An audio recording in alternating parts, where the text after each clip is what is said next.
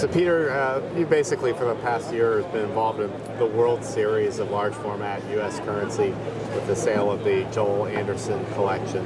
The fourth part of the series, the final part of this series of auctions is going to take place this March in Baltimore. And one of the most important pieces in this collection, the Marcy note, is going to be available for collectors to bid on. But there are other very important notes, and I wanted to give you, sit with you for a few minutes and talk about 2 or 3 notes you think really will make this a special session for collectors of U.S. currency.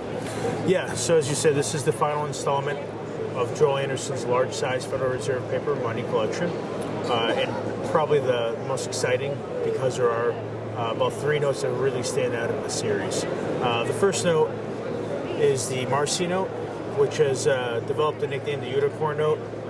Many reasons for this. It's the only note with its design.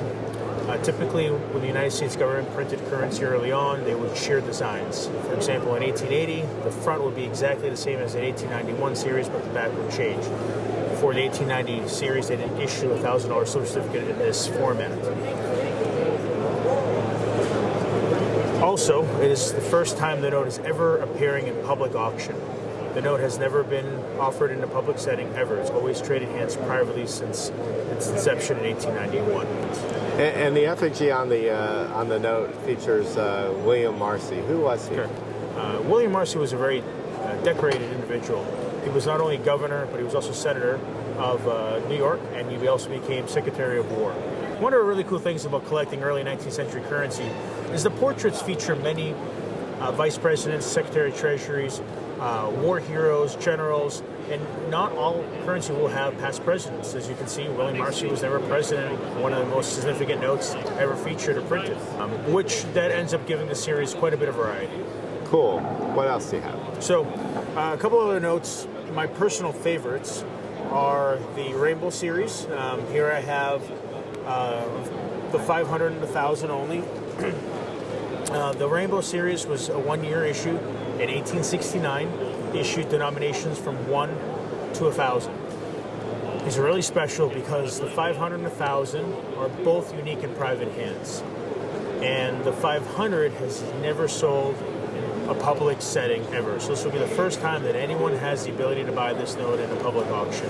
The 1,000 first sold in I believe a 1947 sale, which was part of the Grinnell collection at a scant $1,200. Obviously, time has proved that these notes are a bit more valuable.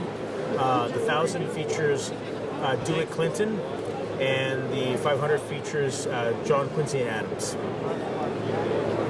It's fascinating. So, obviously, the Marcy note you expect to bring well over $2 million, maybe $3 million. Sure. What do you estimate the market's going to bear for these? So these are estimated in our auction for $1.5 to $2.5 million. And I personally believe these are both solid $2 million notes each. However, when it comes down to the auction, I'd be very surprised if it brings anything less than $1.5 million per note. So this will be the 4th session, so Sachs Bowers has a pretty good idea of how the market has reacted to this collection. Sure. How would you say that reaction's been? Yeah, this has been a lifelong dream of ours and mine personally. The sales of the Joel Anderson collection of large size has done better than we could all hope. Some notes have completely outperformed anyone's expectations, and some have underperformed in terms of past market results.